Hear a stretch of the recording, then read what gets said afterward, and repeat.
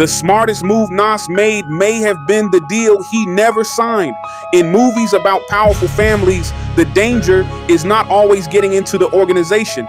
The danger is staying too long. Because once you accept a seat at the table, you not only inherit the family's power, you inherit its debts, its enemies, its secrets.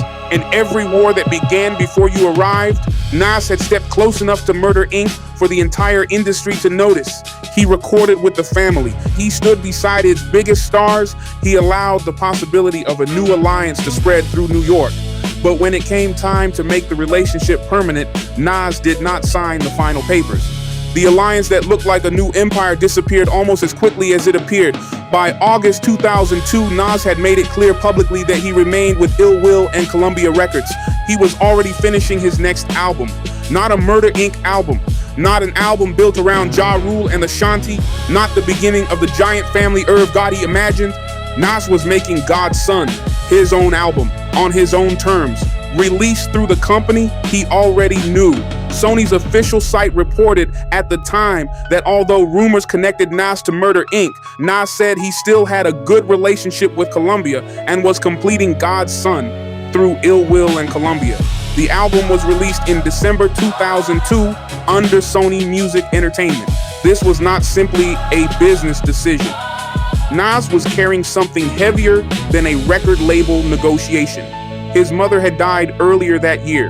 The battle with Jay-Z had already forced him to defend his career in public. Now death had entered his private life. The man who had just fought to restore his name was grieving the woman who gave him that name. That pain changed the music. God's Son was not built like a celebration inside a powerful new family. It was personal, angry, spiritual, reflective. Nas wrote about loss, survival, fatherhood, violence, faith. And the emotional cost of becoming a man is the people who made you disappear. He had spent months being discussed as if he were a piece on someone else's board. Jay-Z's enemy, Irv Gotti's possible artist, Murder Inc.'s missing piece, the rapper who made Ether. But on God's Son, Nas regained control of his identity. He was not somebody's weapon. He was not somebody's revenge. He was not a prize being passed between powerful executives. He was Nas. That difference matters. Murder Inc. could give Nas a louder machine, but the machine would come with expectations. Irv had a vision for how the family should move. He imagined the artists arriving together, celebrating together, standing in the neighborhood together, presenting one powerful image to the world. Nas was different. He had always been difficult to control.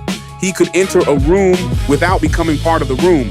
He could accept an opportunity without surrendering his identity. He could stand beside a family without allowing the family to own him. Irv Gotti later admitted that the deal was never finalized. He described the moment he believed he had lost Nas, revealing that the two men did not share a vision for how the proposed Murder Inc. family should present itself. That disagreement may have saved Nas from a much larger problem. Not because Nas knew exactly what was coming. There is no evidence that he predicted Murder Inc.'s future legal troubles. There is no evidence that he knew federal agents were preparing to move against the company. Nas was a rapper making a career decision. He was not reading sealed government documents, but strategy is not always predicting the future. Sometimes strategy is refusing to attach yourself permanently to a situation you do not fully control. On January 3rd, 2003, only weeks after God's Son was released, federal authorities raided Murder Inc.'s Manhattan offices. Agents, cameras, rumors, and questions now surrounded the company that had recently appeared unstoppable. The investigation focused on alleged financial connections between the label's executives and Kenneth Supreme McGriff. Irv and Chris Gotti denied wrongdoing. They would later face federal money laundering charges. In December 2005, both brothers were found not guilty, but an acquittal could not return the years that the investigation consumed. It could not erase the headlines. It could not restore every damaged relationship, and it could not completely rebuild the momentum Murder Inc. had enjoyed before the government entered its offices. This is where the story becomes cold. Nas had received the public benefit of standing beside Murder Inc. For a moment, he no longer appeared isolated. He had shown Jay-Z that one of Jay's longtime allies was willing to entertain him. He had made a record with Ja Rule and Ashanti. He had put Irv Gotti's loyalty to the test. Then Nas returned to Columbia.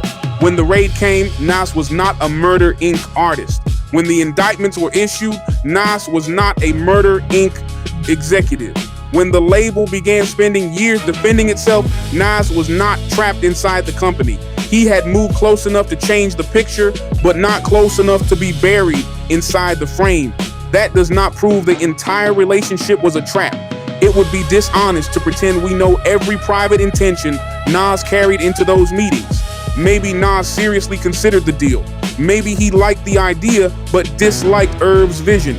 Maybe the relationship gave him temporary leverage. Maybe all of those things were true at the same time. Real strategy rarely looks as clean as it does in books. People make decisions through grief, pride, ambition, fear, and opportunity. Nas did not have to plan every consequence for the move to benefit him. He only had to recognize when it was time to leave. Sun Tzu warned about wars that continue too long. Even the strongest army becomes weaker when the conflict has no clear ending. Money disappears, energy disappears, trust disappears. Eventually, the people fighting forget what victory was supposed to look like. Nas and Jay-Z had reached that point. The battle had already changed both men.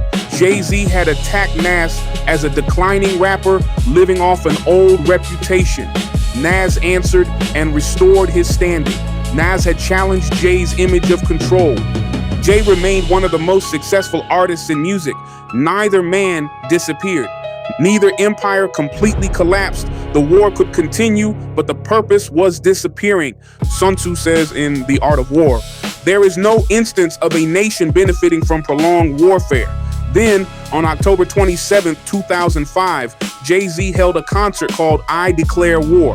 The title promised another public execution. People expected names to be mentioned, enemies are to be embarrassed, old wounds to be reopened in front of thousands of witnesses. Instead, Jay stopped the show.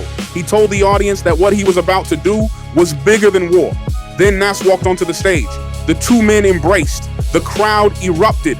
Two voices that had spent years trying to destroy each other were now sharing the same microphone. They performed together.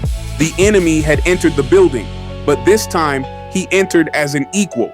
Contemporary coverage described Jay and Nas embracing and performing together at the Continental Airlines Arena during the October 27, 2005 I Declare War concert. This was not a weakness, it was a calculation from both men. Jay-Z no longer needed Nas to disappear. Jay was now president of Def Jam. His power had moved beyond proving he was the best rapper in New York. He was running one of the most important labels in hip-hop history. Nas no longer needed to answer every insult. Ether had already done its job. His albums were selling. His name had survived. His position had been restored. Continuing the war would create attention. Ending the war could create business. That is the moment mature leaders begin thinking differently. A young leader asks, how do I destroy my enemy? A strategic leader asks, what becomes possible if this enemy is no longer standing in my way? Only a few months after the public reunion, the relationship became official. In January 2006, Nas reached an agreement to join Def Jam. Jay-Z was the company's president. The man Jay once described as finished was now entering the label Jay controlled.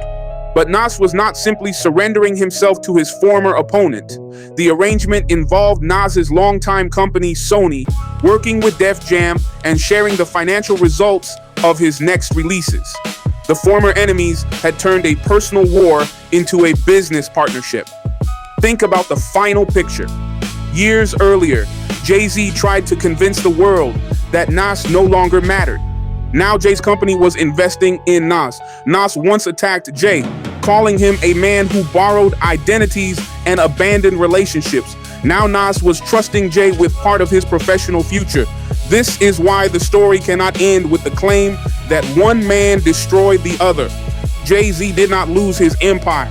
Nas did not break every relationship around Jay. Irv and Jay were not permanent enemies. In fact, according to Lewiston Sun-Journal reporter Lewiston, Jay was reportedly present in court supporting Irv when Irv and Chris Gotti were acquitted in December 2005. Some alliances bent. Some relationships became uncomfortable. Some friendships survived. The battlefield changed, but it did not become a graveyard. That is the deeper lesson. Nas did not win by controlling every person involved. He won by refusing to remain in the position Jay had assigned him. Isolated, finished, desperate, trapped in the past. Nas used ether to restore fear. He used the name Jazzo to disturb Jay's history. He used Steve Stout to open a door through Irv Gotti. He used the possibility of Murder Inc. to change how the industry viewed his position. Then he walked away before that alliance could control his future. Jay responded by moving beside 50 Cent. Murder Inc. entered one of the hardest periods in its history, and Nas returned to his own music. The greatest move was not joining the strongest family. It proved he could enter their house, change the conversation, and still leave as himself. That is what weak leaders misunderstand about power. They believe every alliance must last forever. They believe walking away means losing. They hold on to relationships long after those relationships stop serving the mission. A strategic leader understands that alliances are built for a purpose. When the purpose changes, the leader must be willing to change position. Nas did not need Murder Inc. to become his permanent home. He needed the world to understand that Jay-Z could not isolate him. Once that message was delivered, Nas no longer needed the table. He had already changed the room. The war began with Jay-Z trying to write Nas out of hip-hop's future. It ended with Jay-Z opening the door of Def Jam and welcoming Nas inside. Not as a defeated man, not as a forgotten rapper, not as the victim of takeover. As an artist, I am valuable enough to turn war into business. That was the final reversal. Ether did not destroy Jay-Z. Jay-Z's counter moves did not destroy Nas. Both men survived. Both men grew, but Nas achieved the one victory his enemies believed was impossible. He remained after the insults, after the alliances, after the betrayals. After the industry declared that his moment had passed, Nas remained. And sometimes the greatest victory is not eliminating every enemy standing in front of you. Sometimes victory is surviving long enough for your enemy to realize that standing beside you is more valuable than continuing to fight.